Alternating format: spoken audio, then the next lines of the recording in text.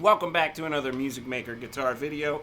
Josh here as always. Please do like, subscribe, leave a comment, and click the bell so that you get all the latest. But today is Telecaster Tuesday. It's also Technique Tuesday, the return. Here's a list for today.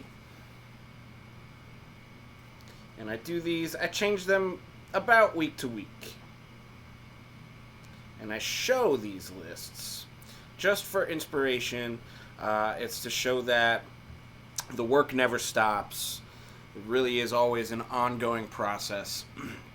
I practice every day. I practice every morning. Sometimes I'm not satisfied. Sometimes I am. You know, you have your good days, you have your bad days like anything else. But this is what I practice. I don't do every single thing every day. I treat it kind of, that's like overwhelming, you know. I treat it kind of like a menu. You don't want to overeat, you know. But I do the first thing, fingerboard stuff. Do that every day. And my fingerboard things, you've probably seen some videos for them, but I'll just go through them really quick. Number one is turning off all the effects, dialing down the reverb, you know, all of that. And turning up the amps real loud and just playing through. I usually play with a metronome at 60 BPM. But lately I've been listening to a lot about listening to your internal pulse. Like once you've practiced a lot with a metronome, you should listen to your internal pulse and follow that because it's more organic, which that kind of makes some sense because if you think about how music, a lot of the music that I love, it has moments where it speeds up, slows down.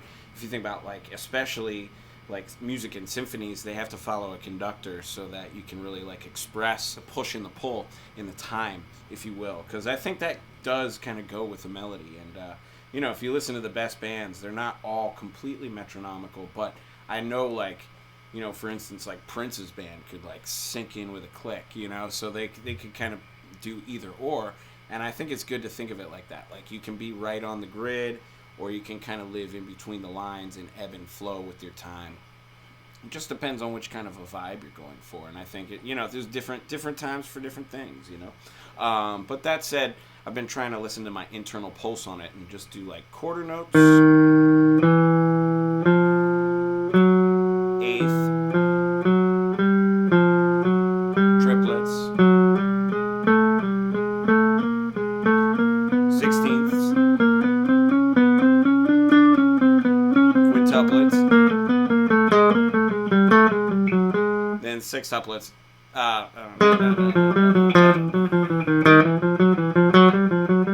then backwards.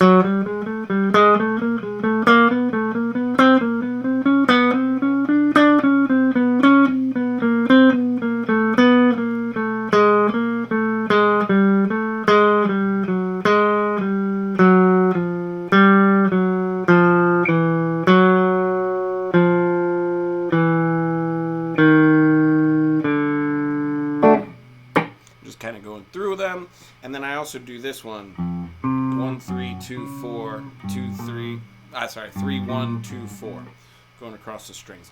I've decided though, after doing this other chromatic exercise, I'll get to that in a moment, that I might want to change up my fingering. I've been doing this one for a really long time, so it feels almost really too natural. So I think I might want to go more counterpoint-y with it and just do basically on the low string 1 2 3 4, and on the high string 4 3 2 1. So I'm doing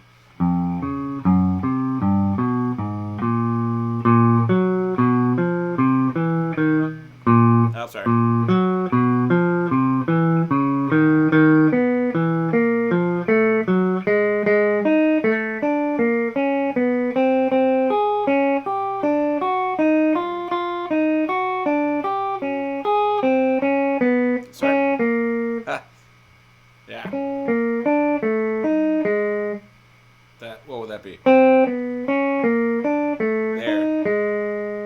Right?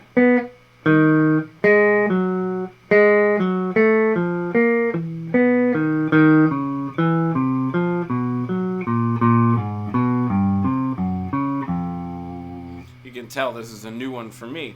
But that's what I'm going to be working on this week, is just like 1, 4, 2, 3, 3, 2, 4, 1. Next string. Then backwards is going to be 1, 4, 2, 3, 3, 2, 4, 1. Right?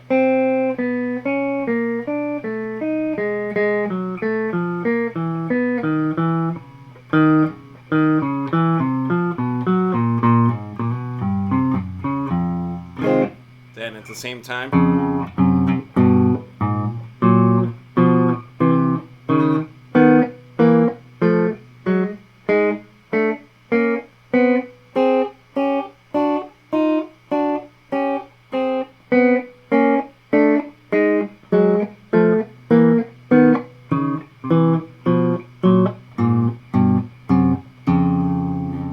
then maybe switching strings.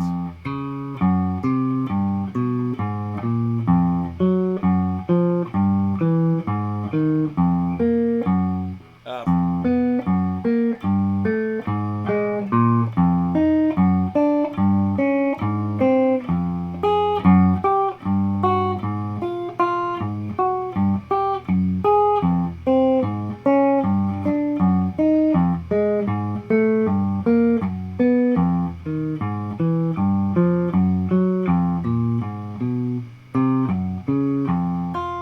Right, just all three of those, and really just getting as accurate as I can with them, getting the tone as clean with them. Those are new, so you know, it's all just a game and polishing it, you know.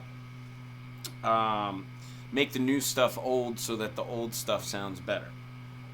Then I also do this one. This is what inspired that. So I do, it's chromatic scale. And also at the same time. So it goes a little bit.